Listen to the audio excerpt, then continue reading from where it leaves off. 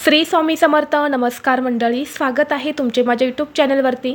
आजचा दिवस तुम्हाला खूप छान सुखाचा आनंदाचा जाऊ हीच मी स्वामींच्या चरणी प्रार्थना करते आणि आज या नवीन व्हिडिओला सुरुवात करते. उद्या 13 एप्रिल वार सोमवार आणि या दिवशी आलेली आहेत वरुथिनी एकादशी. प्रत्येक महिन्यामध्ये 2 एकादशी येतात आणि प्रत्येक एकादशीचं महत्त्व हे सुद्धा वेगवेगळं असतं. वैशाख महिन्यातील कृष्ण पक्षात येणाऱ्या एकादशीला वरुथिनी एकादशी असे म्हटले जाते. ही एकादशी अत्यंत शुभ आणि फलदायी मानली जाते. वरुथिनी या शब्दाचा अर्थ संरक्षण करणारी असा होतो.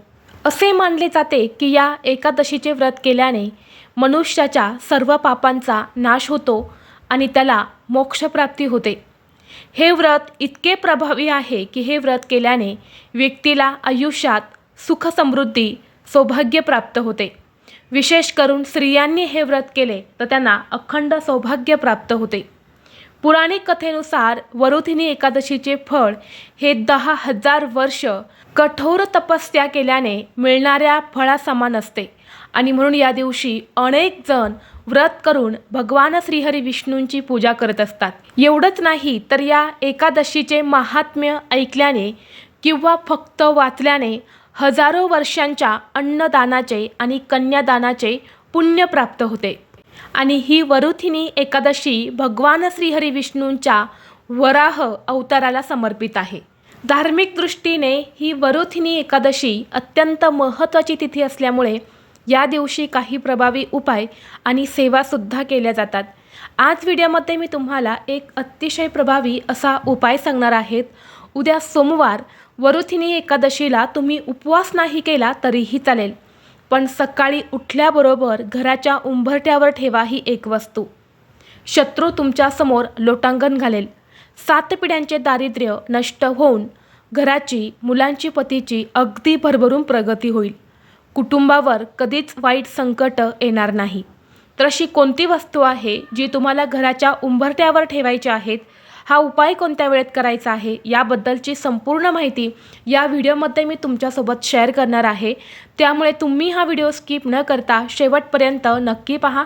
चॅनलवरती नवीन असाल तर सबस्क्राईब करा आणि असेच माहितीपूर्व नवनवीन व्हिडिओ पाहण्यासाठी बेल आयकॉनलाही प्रेस करा, म्हणजे जेव्हा कधी मी नवीन व्हिडिओ अपलोड करेल त्याचं नोटिफिकेशन सर्वात अगोदर तुम्हाला भेटेल आणि तुम्ही एक पण व्हिडिओ मिस करणार नाही.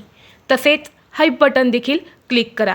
आज या व्हिडिओमध्ये मी तुम्हाला जो उपाय सांगणार आहे तर हा उपाय आपल्या ज्योतिषशास्त्रामध्ये सांगितलेला आहे आणि तोच उपाय आज या व्हिडिओमध्ये मी तुमच्यासोबत शेअर करणार आहेत.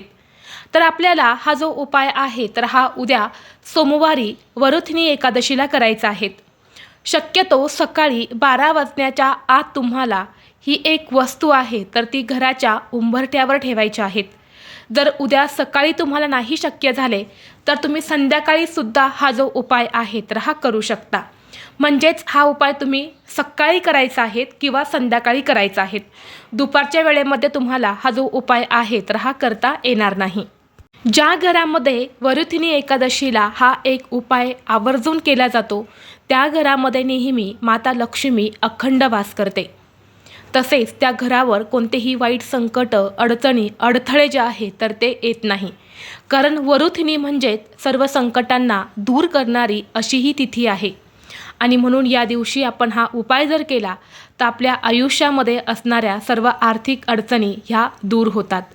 जर तुम्हाला सतत आर्थिक अडचणींना सामोरे जावं लागत असेल, घराची भरभराट होत नसेल किंवा घरामध्ये पैसा टिकत नाही, एखादा उद्योग व्यवसाय आहे त्यामध्ये अडचणी येत असतील, म्हणजे व्यवसाय हा तुमचा व्यवस्थित चालत नाही, घरामध्ये हवा तसा पैसा येत नाही, पैसा आला तरी तो कोणत्या कोणत्या कारणाने घरातून निघून जातो, तर या सर्व कारणांमुळे समजते की माता लक्ष्मी आपल्या घरामध्ये स्थिर नाही.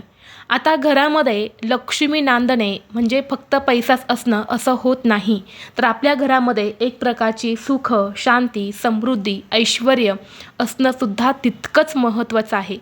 किंवा आपल्या कुटुंबामध्ये एकमेकांमध्ये प्रेम, एकोपा असणे, घरामध्ये एक सकारात्मक आणि आनंदाचे वातावरण असणेसुद्धा तेवढेच महत्त्वाचे आहे. आणि खरं तर यालाच लक्ष्मी नांदणे असे म्हणतात. प्रत्येकाला पैसा तर हवा असतो, परंतु त्यासोबतच घरातील वातावरण हे लक्ष्मी टिकून ठेवण्यासाठी अनुकूल असणंसुद्धा तितकंच महत्त्वाचं असतं. आणि म्हणूनच आपल्याला उद्या हा जो उपाय आहे तर हा करायचा आहे. कारण काही दिवसांचे महत्त्व हे खूप जास्त असते. आपल्या पूर्ण प्रगतीवर या गोष्टी खूप परिणाम करत असतात. आणि एकादशी तिथी म्हटलं की सर्वश्रेष्ठ तिथी असते. या तिथीवरती आपण जे काही उपाय करतो तर त्या उपायांचा आपल्याला निश्चितच फळ प्राप्त होते.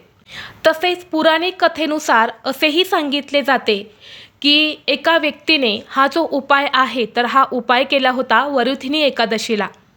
आणि जेव्हा त्या व्यक्तीने व्रत करून हा उपाय केला तेव्हा त्या व्यक्तीच्या आयुष्यातील सर्व संकट, अडचणी, अडथळे जे आहेत तर ते दूर झाले होते.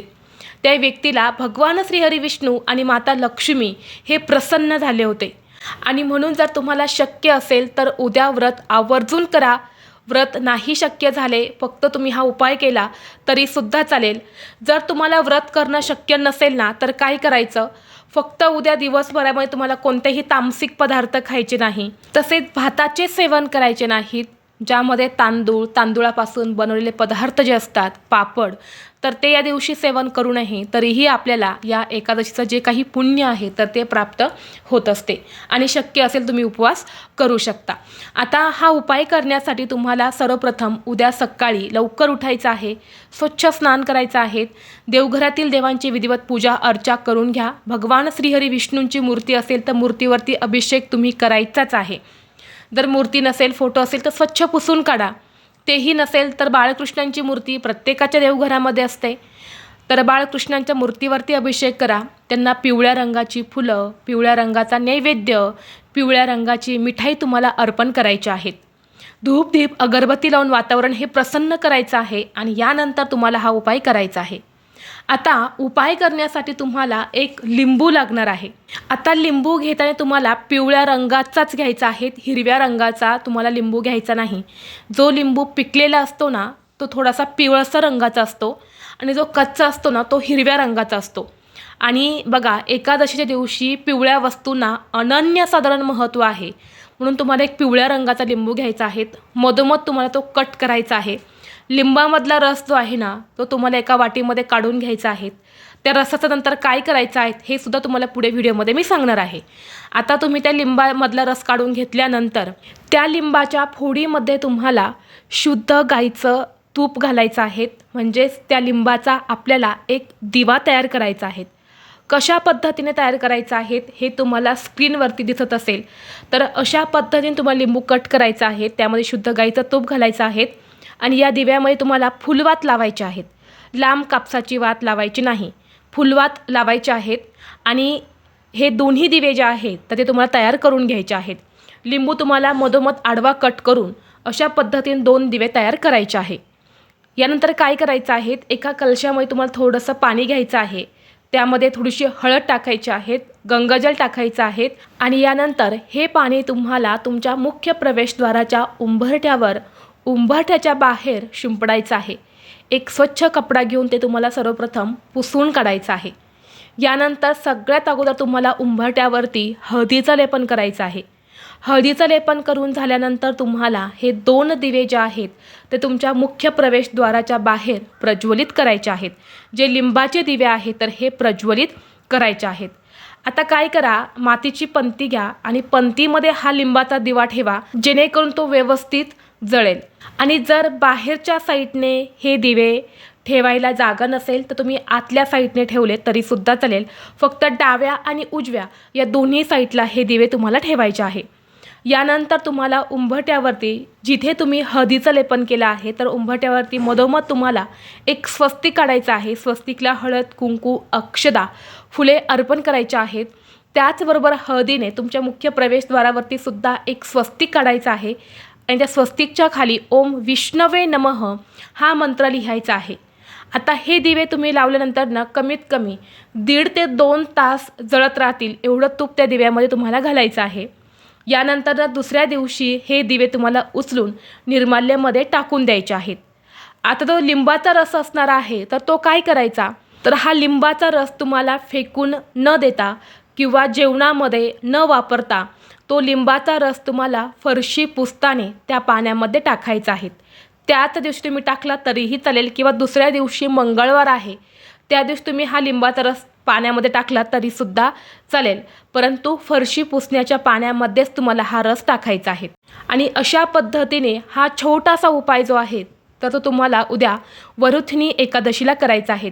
खूप जास्त प्रभावी उपाय आहेत. हा उपाय जर तुम्ही केला तर बघा तुमच्या घरामध्ये जे काही संकट, अडचणी, अडथळे आहेत, कुटुंबावरती वारंवार संकट येत असेल, विघ्न येत असेल तर यासारख्या समस्या ज्या आहेत तर त्या दूर होतात. घरात पैसे येण्याचे मार्ग हे मोकळे होतात आणि आपल्या कुटुंबावर कोणतेही संकट जे आहे तर ते येत नाही. त्याचबरोबर वरुथिनी एकादशीला एक लिंबू घ्या आणि आपल्यावरून 7 वेळा उतरवून घ्यायचा आहे.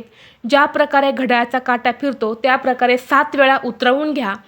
आणि यानंतर हा जो लिंबू आहे तर हा आपल्या घरातील एका कोपऱ्यामध्ये ठेवून द्यायचा आहे. दुसऱ्या दिवशी तो उचलून वाहत्या पाण्यामध्ये विसर्जित करायचा आहे. जेव्हा असा लिंबू तुम्ही स्वतःवर उतरवून घेतात तेव्हा तुमच्यामध्ये असणारी नकारात्मक ऊर्जा, तुम्हाला कुणाची वाईट नजर लागलेली असेल तर ती निघून जाते आणि आपली प्रगती व्हायला सुरुवात होते. तर हा एक उपायसुद्धा तुम्ही वरुथिनी एकादशीला करू शकता. संपूर्ण दिवसामध्ये जेव्हा केव्हा शक्य होईल तेव्हा तुम्ही हा उपाय केला तरीसुद्धा चालेल. त्याचबरोबर उद्या वरुथिनी एकादशीला आर्थिक समृद्धीसाठी भगवान श्रीहरी विष्णूंच्या चरणी किंवा माता लक्ष्मीच्या चरणी एक पिवळे लिंबू आवर्जून अर्पण करा. यामुळे धनप्राप्तीचे मार्ग हे मोकळे होतात असे मानले जाते. म्हणून हा एक लिंबू तुम्ही नक्की अर्पण करा आणि दुसऱ्या दिवशी तो तुम्ही स्वयंपाकघरामध्ये सुद्धा वापरू शकता.